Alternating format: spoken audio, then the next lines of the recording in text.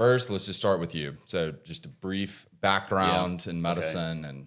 Yep. So product of Birmingham, born and raised, mostly bounced around a little bit when I was a youngster, but went to high school, college, medical school here in town. Did my surgery residency at University of Louisville. Met my wife there, drug her back pregnant, and started practicing. Practiced general surgery for 25 years. Had to retire because of arthritis in my hands and just difficulty manipulating instruments. And which was coincided with my dad being diagnosed with mild cognitive impairment and subsequently with Alzheimer's, and gave me a fair amount of free time to spend with him, which was a real blessing.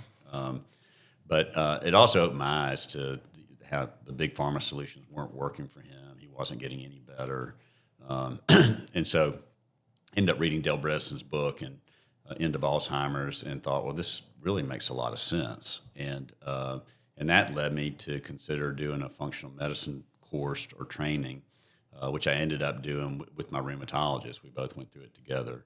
And just changed my thinking about healthcare and how you address these chronic health conditions that are really making Americans sick. So when you talk about, different ways to treat, or, a big part of our clinic is prevent, like what kind of ways are we doing that outside of big pharma? Well, so the body's made to heal itself. It's a really finely tuned and intricate machine. There's all sorts of enzymatic processes going on every millisecond. Historically, in ancient medicine, everything was treated with herbs, some sort of food-based solution, and that actually works. It works very well. I mean, our bodies are designed to survive in the milieu that we live in. Pharmaceuticals obviously increase lifespan by controlling infections. I mean, people would die from simple things like strep throat back in the day. And so functional medicine is really, functional approach is root causal diseases. It's looking at, well, what led to your diabetes and your hypertension and your high cholesterol? And in most cases, it's poor diet, obesity, lack of exercise that created the milieu that led to those diseases. So what we're treating with Big Pharma Solutions actually is more of a lifestyle issue, and probably in our society, too many processed foods, too much sugar, but things like that's relatively simple to fix if you're coachable and you buy in and you want to improve your health. So that's what functional medicine is. It's just looking at the root cause of the disease. Cool. And so another big part of our clinic, one of the big tenets would be diagnostic testing. So, we establish a baseline with our patients. What kind of test are we doing? What are we looking for there? And then we move into the functional medicine on how to prevent it and, some different therapies once, we identify a disease. Absolutely. So, Peter Attia's book, which has been very popular, Outlive, has been kind of the groundswell that's led to this longevity focus. But interestingly, while Big Pharma Solutions had led us to this point where we had the longest lifespan that we've ever had, we're now starting to regress. And all of this is related to obesity, poor eating, lack of exercise, and these chronic diseases. The four things that he talks about, the four horsemen, we would obviously test for those, but there's a lot of testing you can do. And some of that deep dive would depend upon what's going on with the individual patient. I mean, certainly we don't want to order every lab on the planet on every patient. That's a ton of data, and most of it's not necessary. But the things that we would be checking would be, markers for cancer, markers for heart disease, markers for diabetes. We do DEXA scan to look at what's the makeup of your physique. The interesting thing with Peter Attia was his journey started when he was diagnosed with diabetes, and he thought, well, there is no way I could have diabetes because I'm, mixed martial arts fighter. I'm a triathlete. I mean, the guy was working out regularly. He looked fit and buff. He didn't realize that he was a well-marbled steak. He had a lot of fat in his muscle. And so it wasn't until he had his DEXA scan that he realized that his problem was how many calories he was putting in his mouth. It wasn't. He was exercising, but he was taking in way more calories than what he was burning. So that was a simple fix for him. Eat less junk, eat more whole foods, and continue to exercise, and that takes care of the problem. Is it important to continue to monitor that? Absolutely. So is it just a fix? It's not a one and done. These are lifestyle changes, and we all have regressions. And I would say to anyone that's interested in longevity, nobody wants to live a long time eating cardboard and being on a Stairmaster the whole time. I mean, you want to be able to enjoy life events, your birthdays and whatever, and celebrate and eat the cake. And so we're not saying no, don't do that. But when you kind of get off the wagon and partake of those types of foods, we want to be able to coach you back and get you back in the right frame of mind and eating the right way and exercising the right way. So what we would want to do is measure over time, demonstrate to you the improvements, have measurable results, so we can show you that what you're doing is making a difference in your health span. So why couldn't I just have a physical trainer to do this? Well, you could have a physical trainer talk to you about the VO2 Max program and things of that nature. But to do everything else as far as managing cholesterol problems, your diabetes, or anything like that, you need a physician involved. Okay. So on diseases, okay, so we know a lot of friends, family members, for me specifically, and I know you as well, that have suffered from, a pretty severe health event. And what a lot of guys are looking for now is obviously get a CTA or get a CT, get their heart checked, go see their cardiologist, rheumatologist, whatever it is. How are we able to provide that and give guys peace of mind? Oh, absolutely. So calcium score, CTAs readily available, and we'll provide that as part of our workup. And all these other tests are easy to obtain. I mean, blood tests, DEXA scans, obviously a very simple study that's done really all over the place, but it needs to be done sequentially so we can monitor progress and make sure that we're improving lean muscle mass and reducing visceral fat. So there's all these wonderful tests that we can do, but you really have to have a physician with the right mindset to take all that information and then parse it out and come up with a great game plan for you to have good health span and longevity. And everybody's genes are different. We have genetics that code our eye color, our hair color, how tall we're going to be or how short you're going to be if you're in my case, and those sorts of things. And probably, your taste in colors and cars and everything else are part of your genetics. But we also have even more than that. We have all these epigenes that can upregulate and downregulate it. And those are things that are actually controlled by what you eat and what you do by your activities. So the epigenes, we're able to study, we've identified about 1 million or so epigenes that we can test for with a simple DNA test and modify your treatment based on what your mutations might be in your genetics. Okay, we talk about going really in depth with a patient. Yes. So you said there's 1 million different markers on some of these tests. Oh, yes. Which is Yes. insane. Yes. So we hear Crazy amount of information available these days. Exactly. So we hear a lot of guys and they go, okay, well, I'm going to see my GP. I'm getting a blood test and, I'm doing these couple things. What is it? Well, how are you guys going deeper? So the dirty secret in healthcare right now is, the fee schedule for physicians hasn't changed in decades. So in order to keep your office open, you're having to see patients for less time to squeeze in more patients within each hour of work.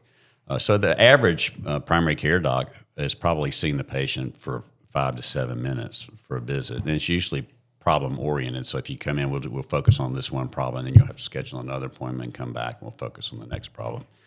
Our first visit is going to be a 2-hour visit, and we'll go through your entire history from when you were in your mom's womb all the way to today and cover everything. And so we will know you as well as you know you by the end of the visit. And then we'll order our labs based on A, what your concerns are, but also B, what we've identified just going through this medical history and really social history. We'll know what your dietary habits are like, what your exercise habits are like, what your traumatic experiences were in life that maybe contribute to stressors that we know increase inflammation in the body, all those sorts of things. So it's a holistic view to the human being. It's not just, hey, you got this problem, here's a prescription for a pill, and we'll see you in a year. Are the blood tests more advanced than your typical blood test? There are so many panels of blood tests now. Yeah, there are so many things we can test that we couldn't test for 20 years ago or 10 years ago. But you have to be careful that you're getting the right blood test and getting the right information and then doing the right treatment based on that information. Like what kind of things are going to be on that blood test? Like you said, there's a million different markers. What are we investigating off the blood test? So, just take inflammation. I mean, two of the main markers for that would be homocysteine and high sensitivity CRP, C-reactive protein. Those are markers for what most people have when they come in with chronic diseases, which is inflammation. Obviously, lipid analysis, but which needs to be interpreted in light of how much inflammation is going on. Triglycerides, very important to know what that level is. That's a sign of overeating if it's elevated. The simple things that everybody gets at their visit, CBC and a metabolic profile, can give us all sorts of information about your immune system health, but also about your liver health, your kidney health, and those sorts of things. And then you can start doing deeper dives into, there's all sorts of, you can test for everybody's every interleukin known to man. You can test for all these other immune factors. There's rheumatologic testing if you're suffering from arthritis or an autoimmune disease. There's now even a blood test that you can take in your 30s and 40s that can identify whether you're already developing changes associated with Alzheimer's. That's where we are now, and to imagine where we're going to be in 5 years. So the other part of that is you need a group of doctors that are going to stay on the cutting edge of this and make sure that the tests we're ordering are clinically indicated, they've been validated by clinical studies, and that they're actionable. Getting a blood test that's going to tell you, hey, you're going to die, but there's not anything we can do about it, is really not doing anybody any sort of service. It's a disservice. But if it's something that we can identify and we know if we treat it that changing your trajectory will improve your health span, then those are the things that we need to test. What are some things that we can catch, for example? Obviously, type 2 diabetes, there's different heart conditions, cancer. Correct. You can catch, one case in point would be like a PSA for prostate cancer. I'm going through that right now. So, it's a marker to help identify patients at risk for prostate cancer, hopefully to identify it earlier rather than later. There's other blood tests. There's also X-ray tests that can help us identify early lesions with cancers in other parts of the body. There are blood markers that can identify changes that, like for leukemia, lymphoma, things of that nature. So there's all sorts of tests out there. You just have to make sure that the test is clinically accurate in meaning that you're not raising a red flag where there's really not a problem. Because the worst thing you can do to the patient is create all sorts of anxieties about what could potentially be going on when there's really nothing going on. So they need to be accurate and verifiable. Looking at the whole person and not just treating the blood pressure, but maybe there's a hormonal issue involved. Checking the hormones, making sure their hormone status is good. Doing a thorough evaluation and history so you know their habits, taking into account their lifestyle choices. So there's also a lot of stories of guys that have died prematurely, and that's very scary. And I think it's in the back of a lot of men's minds. Once they hit 50 years old, they've seen, a friend die of a heart attack, have a stroke, develop cancer. There's a lot of different things that could happen. How important is it to be tested, see a doctor, really have a doctor go in depth and make sure that they're set up for success? Oh, absolutely. And followed longitudinally, meaning seeing you on a scheduled basis, having the time to see you and listen to all your complaints so that you have an idea of what's going on with the patient as opposed to a 5 or 7 minute visit. Knowing their family history completely so you know what they're at risk for, knowing, what their lifestyle factors are that might be contributing to an elevated risk, even, taking their family history and kind of accelerating it like pouring gasoline on a fire. Those are all very important. Having clinical acumen and having treating patients and understand how these problems present is important, but also doing screening tests to make sure that you can rule out potential precancers and things of that nature. And if you can identify a precancer, you can treat it at that stage before it has potential to metastasize and kill the patient.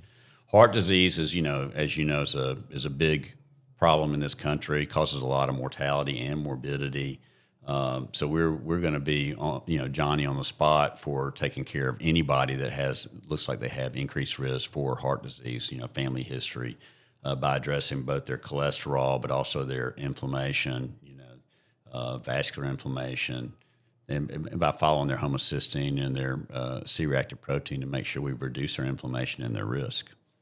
So what are another big thing that we're focused on is, not being put in a nursing home too early, or, they call it slow cognitive and physical decline. So that is a huge problem. Frailty, yes. So what kind of interventions can we do there? And also with our health side with Kristen, what kind of things are we looking for to make sure that patient's not going to lead down that road?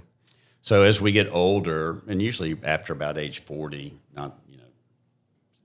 I didn't think that was old back when I was 40, but but it is actually the point where you start to lose muscle mass. Your hormones are starting to decline. Men start to lose their testosterone support, and so it's a setup for failure if you're not proactive in doing the things you need to do. The way to avoid frailty is to start at age 40 if you can, and be intentional about your exercise regime, about packing the protein. We need more protein than the RDA recommends, and making sure your hormone levels are optimized. And then you need a plan to address those things that are associated with early entry into a nursing home, which would be things like low VO2 max, poor balance, poor leg and core strength. And so Kristen Zena, our physical therapist that's running that part of our program, he is really facile and smart when it comes to VO2 max. He does that work with a cross-country team, track team, athletes, young athletes. I mean, he's able to increase their VO2 max. He can increase my VO2 max. He can increase your VO2 max. He can even increase your dad's VO2 max. So, I mean, he has a program in place that's been clinically proven to work. And then other things like grip strength. And grip strength doesn't sound like it's that important. Well, that's just opening a jar or whatever. But if you're walking downstairs and you start to slip and you don't have a grip strength to grab the rail and stop yourself from falling, that's a difference between landing on your feet or ending up with a broken hip and in the hospital. And those sorts of things begin the spiral that leads you to early nursing home admission. And then you end up spending your last 15 years of your life in the four walls of a nursing home. And nobody really wants that. What we want are vibrant, active lives, celebrating life with our grandkids, our great-grandkids, getting out like I did this morning in the beautiful outdoors and walking through the woods and not worried, am I going to trip on anything, but just trusting that you got balance and leg strength and core strength to recover from anything you encounter in the woods except maybe a snake bite. But so you're ready to face the challenges of getting older. We can't defeat the slow decline of muscle mass. It's going to happen, but we can reduce this impact on the patient. So my favorite line on our website and in our clinic that we say is, whether you're 40 or 102, you deserve the same attention. Absolutely. So how can we help 40-year-olds? And the other thing that we're saying with our clinic is, this is a process. So we're going to see you. You sound like Nick Saban. Exactly. It's exactly right. But we're going to see you for a long time on, your annual visit, and then we're going to also see you throughout the year. Yep. And we've also got staff that is going to work with you all year. Yep. And so so is this a year program or is this a lifetime program? It's lifetime. I mean, obviously the subscription's for a year, but the idea is you renew every year and you're committed for a lifetime of good health. I think it's easy in our society to, if you're not intentional and not staying coached up, to drift back into bad habits, and then you lose the progress you've made. And especially as we're older, the trip to frailty is a quick trip if you fall off the bandwagon. And so once you're in the program, we would want you to stay in the program. And if you'll stay in the program, we'll get you where you want to go. In fact, we will have you tell us what your goals are for each decade of life. What do you want to be able to do? And our plans will be tailored to what you want to do to ensure that you can achieve all those goals that you set for yourself. We want to set you up for success and not failure. How can we help a 40-year-old? If they say, okay, this is a longevity program, this is for old folks, why does this matter for a 40-year-old? Look around. Boy, this is the most unhealthy nation we've ever had, where we are right now. I mean, if you look at 40-something% of people probably in that age cohort are pre-diabetic or diabetic. I mean, the wolf's at the door already at age 40. So what I would say is, you got good habits, let's make them great habits. If you have bad habits, let's make them good habits, and then move you from there to great habits. But let's start riding this ship now. I mean, if you start at age 40, you should have great health span. It's different if you come in and you're 80 and you say, well, I've never exercised before, but I'd like to get in shape because I don't want to be in the nursing home. Well, we can get you as far as we can get you, but if you start at age 40, that's a totally different beast. So there's clinics around town that are doing some of the things we're doing. We call it the all-inclusive membership. What is Birmingham Longevity doing that's a little different? I think we have everything under our roof. I mean, we offer everything. We have great functional medicine, we have great physicians, we have access to a great functional medicine dietitian to help with the diet plan. We have testing on site. We have the physical fitness on site. We have pretty much 24-hour a day, 7-day a week access to all of that talent.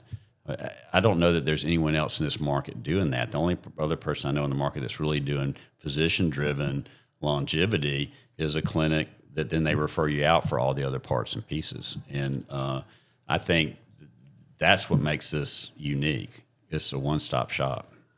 And we want it to be clinically driven and outcome driven, and not just a pop-up shop where you can come get some vitamin infusions and you never really talk to somebody about what your history was like, what are your real concerns, what do you want to really be doing when you're 100, 90, 80, 70.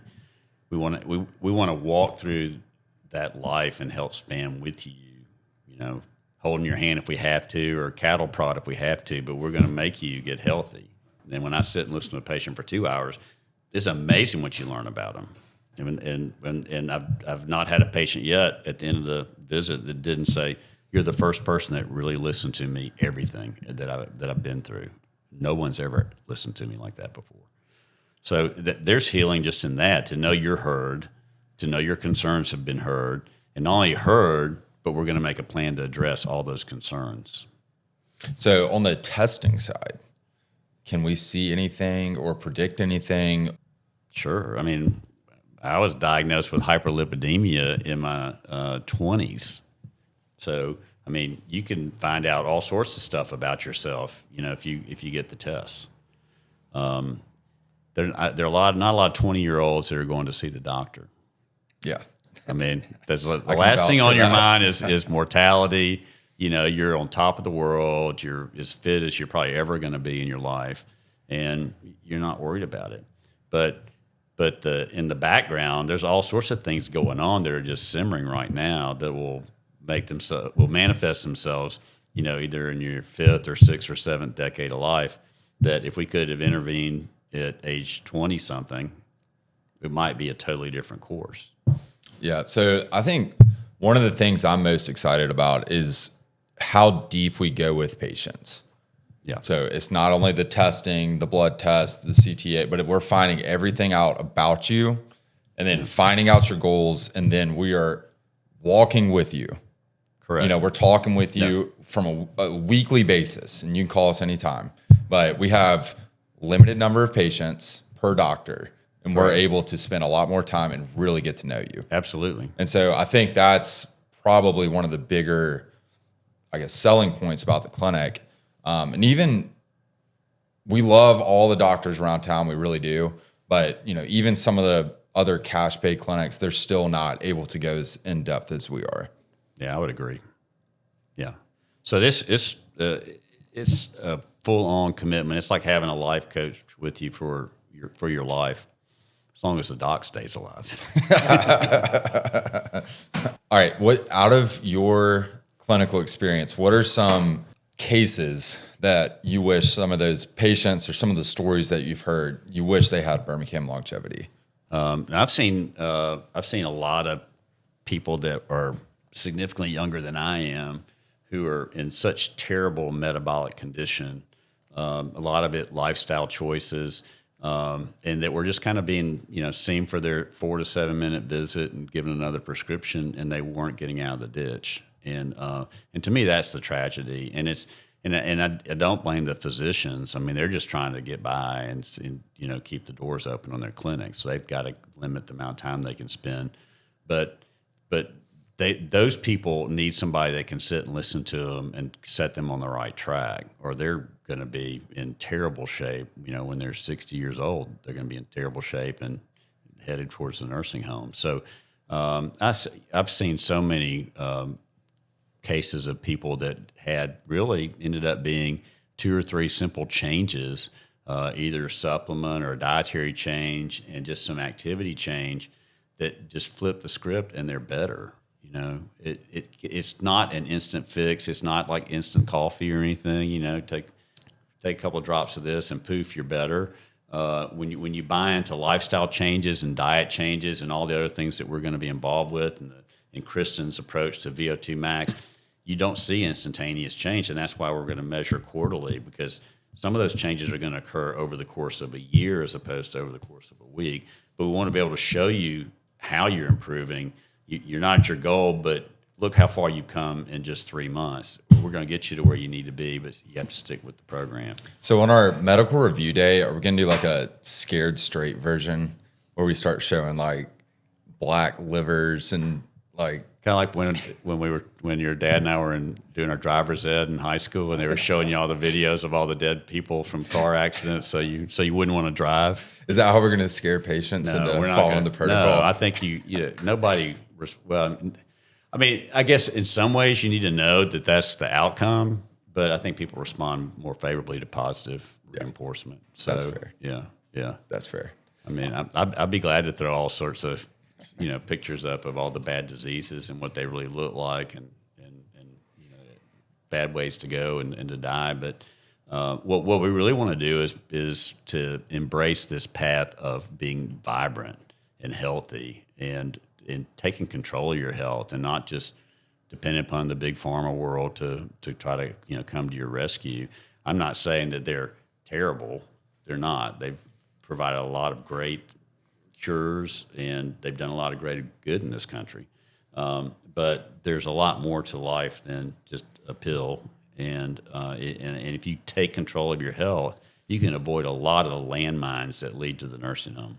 So a lot of statistics in America are based off of unhealthy populations. What are we benching our measurements off of? Well, we're going to bench it off the ideal, which is, zero disease, which is not obtainable. I mean, everybody's got something, but our goal is to give you the best health you can have. So we're obviously not targeting the 40 something percent of 40-year-olds that are pre-diabetic or diabetic as where we want you to be. That's the before picture. We want everybody to be the after picture. Okay, so when we look at the medical landscape as a whole, how are we taking things further? So a lot of guys are going to hormone doctors, they've got a concierge. How are we taking things further? Well, the problem is if you have a hormone doctor and a this doctor and a that doctor, and none of them know what the other doctor's doing, you can end up in worse shape than when you started. You need a captain of your ship, somebody that understands all of that and can do all of that all in one setting, and knows what manipulations have been going on to try to get you better.